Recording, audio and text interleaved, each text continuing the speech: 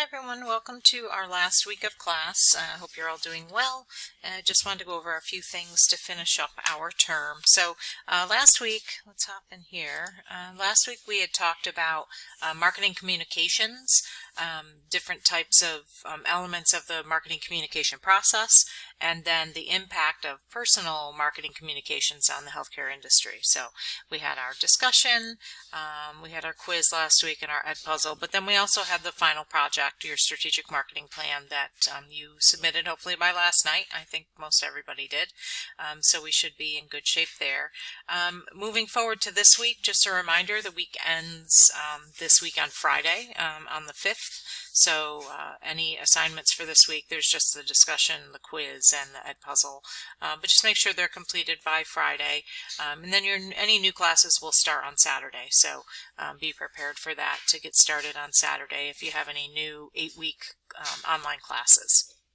So this week we're going to talk about kind of the marketing department within an organization, a healthcare organization, but then also how we can successfully implement various marketing plans and campaigns and what's involved in that.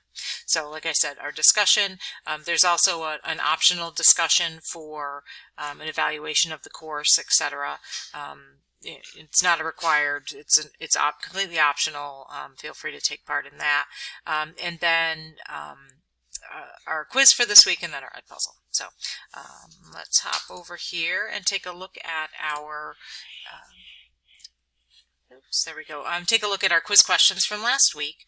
So first one, developing effective marketing communication starts with knowing the product or service. So the answer is false. You would think that that would be a kind of a big piece of it, but it's not necessarily. The marketer does need to know how to approach the product, but really the first step in that development of a marketing communication is to understand and identify the target audience.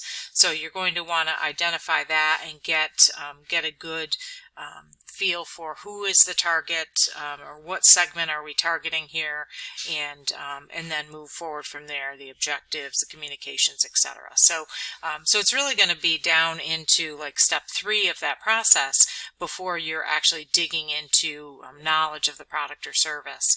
I can say from personal experience over many years that a lot of times the people in marketing don't take the time they need to take to learn about a product or service. So I would encourage you, if you're a manager within a healthcare organization, as you go out into the world and taking part in these activities in the wild, as opposed to here in a book like we're talking about it.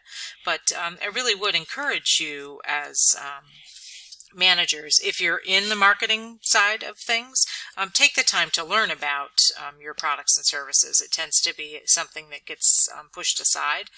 It is an important part. It is not the starting part of it, but it is an important part. And then on the flip side, if you're a manager within a department and you're working with marketing on marketing for your portion of the organization, make sure the marketing staff have an understanding of what your product or service is and what it means to the constituents that you're looking to market to. Sometimes there's a disconnect there. I've seen it in healthcare organizations. I've seen it in vendor organizations in healthcare. It's just a kind of a problem that exists because marketing and sales tend to operate in a vacuum a lot of the time. So just be aware of that, and that's something that you can help with in the future. Next question. Communication effectiveness depends primarily on the content of the message. And this is, again, not necessarily the case. Communication effectiveness is really kind of an overall, kind of overarching, I can't even come up with a good, like a summary of all of the pieces is really what's going to, to cover the effectiveness of a particular communication. So, for example, if you were to just have marketing communication that focused around, print advertising, that's not likely to be effective. If you were to have marketing communication that focus just on, say, social media, not likely to be effective on its own. You need to have a mix of all of those different tools. Mix, that's the word I was looking for. You need to have a mix of all of those different tools. Advertising, public relations, personal direct selling, sales promotion, all of those things.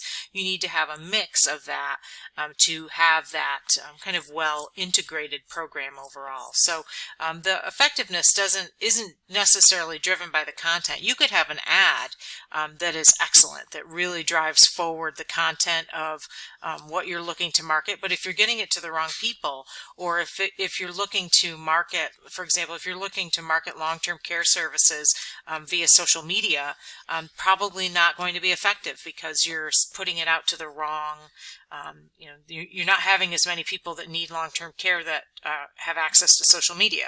That's the type of thing you would want to do in print advertising or on television advertising. So it's not just the content. The content can be great if you're not getting it to the right people or if it's not the right format. You need to have that mix of all of that in order to make sure that something is effective. Next one, oldest form of direct marketing is the newspaper ad. That is also false. The oldest form of direct marketing is personal selling, direct sales. So I'm sure you're all, I'm actually even too young to remember this, but there's, when you hear about sales, the history of sales, people that were door-to-door salesmen. So like the Fuller brush salesman who would come to your door and sell you brushes, I'm assuming. I don't know a lot about it, but door-to-door sales was a thing. That's horrific now, actually. My husband had someone ring our doorbell, and we're like, oh my gosh, someone's ringing our doorbell, and we're watching the video of her standing out there. So door-to-door sales is not something that happens anymore, really, but it was, and that was the original form of direct marketing, long before people were paying to put advertisements in newspapers and books and magazines and those types of things. So our answer there is false. Next question. Which form of non-personal communication channel is the most common?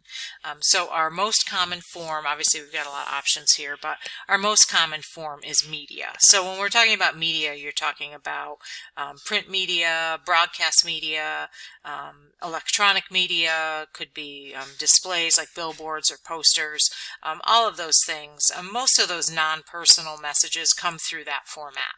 So, they're really not personalized just to you, like a sales promotion or an event that's being sold directly to you. This is the kind of the general marketing that goes out, and it can be in all different forms. But these are, the most common is really going to be media of some type: print, network, electronic broadcast, display, etc. Let's say I think that's it, and that is it. So let's hop back to the classroom quick. I think that's all for this week. So it's been a pleasure to work with everyone. If you need anything, have any questions, etc., as you move forward into the next 8 weeks, please feel free to reach out and let me know. And otherwise, I'll look forward to reviewing your final projects. I'll be getting started on that shortly, and working with you in the classroom this week. So again, thanks so much, and any questions, let me know. Thanks.